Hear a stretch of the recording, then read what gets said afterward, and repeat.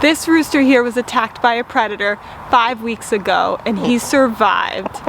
We do not know what type of predator it was that killed 2 of his brothers. One of them was decapitated, but this guy had significant wounds around his neck and we weren't sure if he was going to make it.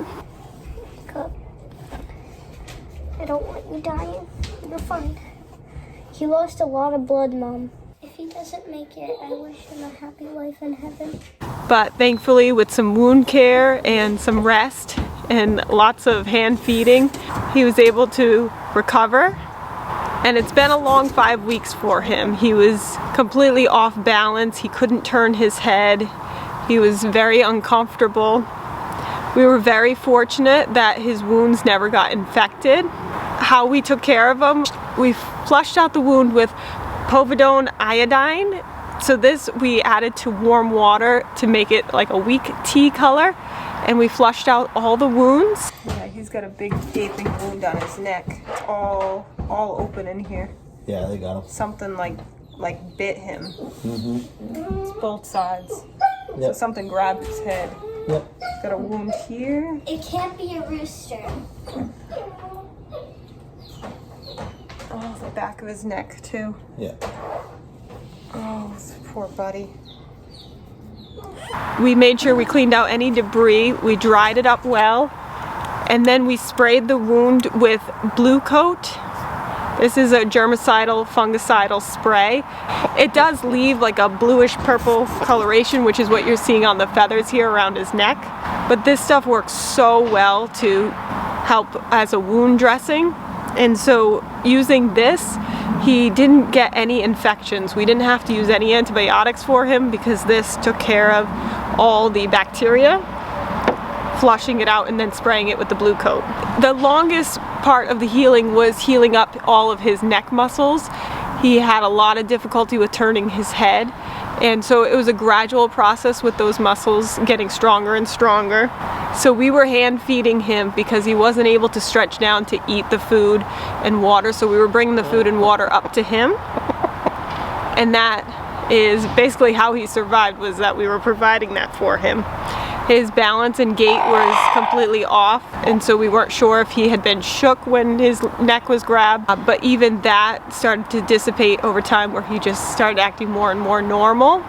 But last week, about 4 weeks into his healing process, he started eating on his own, where he could stretch his neck and get to his food and water, so that was amazing. And 4.5 weeks in, he started crowing again, and so that was great to see him being able to stretch his neck out to make that crowing noise. And then once he started, he just kept going and going. So he's been living in our garage for the last month since his injury, and so now he's crowing away in the garage. And he is like ready, he wants to go out, so I was gonna let him stretch his legs a bit.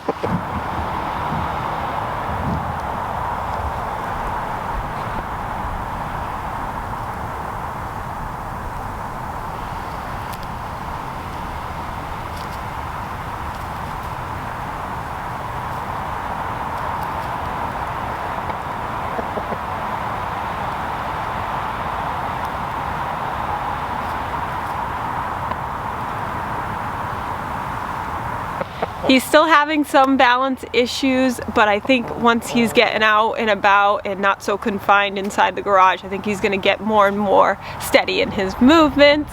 We're really happy he's doing so well that he actually survived the predator attack. And I just wanted to put this out there so that if your chicken gets attacked and lives, that there is the chance that you can save them. Just make sure you're cleaning that wound really well, and make sure you're giving them the food and water that they need. If they need help getting their food and water, make sure you're providing that for them. And with this guy, I did give him some poultry Nutri-Drench to help him out, and also some electrolytes as needed, just to give him that extra boost while he was healing, and that definitely seemed to help him out. If you liked this video, we have a whole chicken care playlist with lots of great videos about chickens. You should check it out.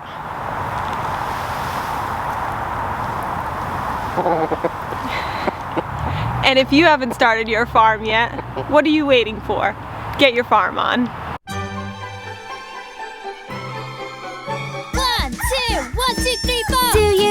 farm, a wicked awesome farm. Watch this channel to learn what to do. We love to farm and we'll show you.